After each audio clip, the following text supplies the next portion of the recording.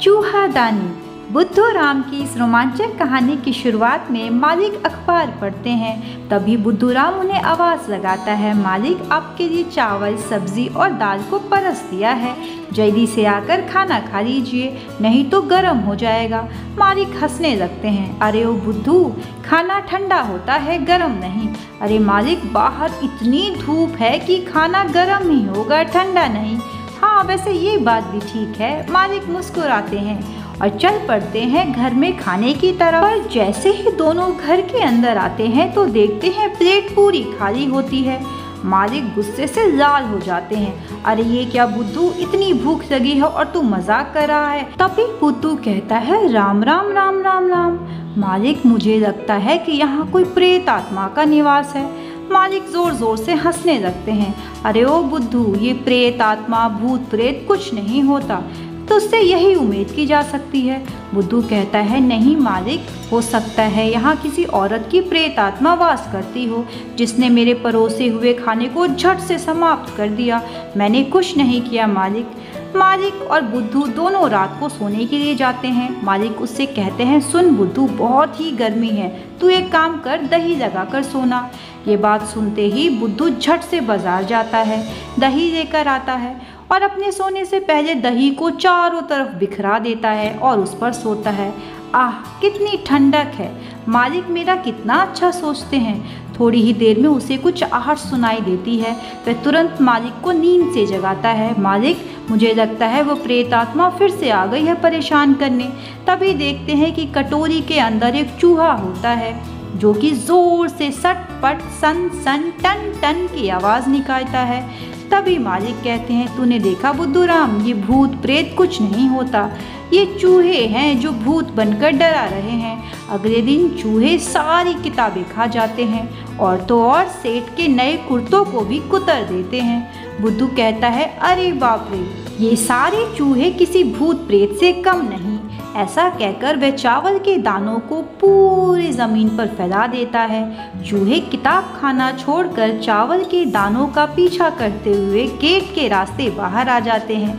मालिक बुद्धू को गले से लगाते हैं, अरे वाह, चूहों को भगाने की क्या तरकीब निकाली तूने।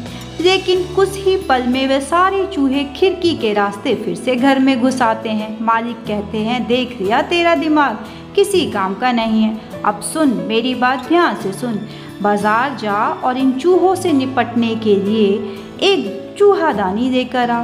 बुद्धू तुरंत ही बाजार जाता है और एक बड़ी सी चूहादानी के बारे में चूहे वाले से बात करता है और 700 रुपये देकर एक खूब बड़ी चूहेदानी देता है और अपने घर की तरफ चल पड़ता है, ये सोचकर कि मालिक तो बड़े ही खुश होंगे।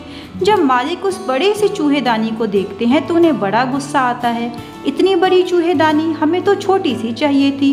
बुद्धूराम मुस्कुराकर बोलता है, मालिक, मेरा नाम बुद्धू है, पर मैं हूँ बड़ा होशियार। इस चूहेदानी में हम दोनों रहेंगे ताकि चूहे हमें परेशान ना करें। तभी सेठ अपने सर पे हाथ रखकर कहता है, मैंने भी किसे ही कह दिया, ना जाने कौन सी घड़ी में मैंने इसे अपना नौकर चुना था, अब तो इसे झेलना ही पड़ेगा। ऐसा कहकर सेठ उसे कहते हैं, एक काम कर, रोटी के टुकड़े ला जल्दी से। बुद्धूराम रसोई घर में जाकर रोटी के टुकड़े लाता है और बहुत सारे टुकड़ों को वे पिंजरे के अंदर फैला देते हैं। बुद्धूराम से सेठ कहते हैं, देख बुद्धू, इस बार कोई गलती मत करना। तभी बुद्धूराम के दिमाग में एक तरकीब आती है, ऐसा करता हूँ, मालिक के कहे अनुसार पहले मैं ये सब खुद जांच कर देता हूँ। ऐसा सोचकर वह रोटी के टुकड़े को उठाता है और पिंजरे का द्वार झट से नीचे गिर जाता है। चूहे तो दूर, उस पिंजरे में बुद्धूराम और मालिक फंस जाते हैं। तभी मालिक को बड़ा गुस्सा आता है, मैंने भी क्या सोचकर तुझे तरकीब बताई, एक सेकंड के लिए मैं चूहों से तो छुटकारा पा लूं, पर तुझ जैसे बेवकूफ़ चूहे नौकर से कैसे छुटकारा पाऊं। चूहे ये सब देखकर ज़ोर ज़ोर से हंसने लगते हैं और मन ही मन सोचते हैं, ये बुद्धूराम कितना मूर्ख है। फिर क्या था, बुद्धूराम और सेठ एक ही पिंजरे में बंद होकर रह जाते हैं। सेठ कहता है, आज तो तुझे नहीं छोड़ूंगा, और सेठ जम के बुद्धूराम की धुलाई करते हैं और ये सारा हसीन नज़ारा चूहे बैठ के मज़े से देखते हैं। So I hope you enjoyed this comedy story. Don't forget to share and subscribe for more amazing story updates. Thank you for watching.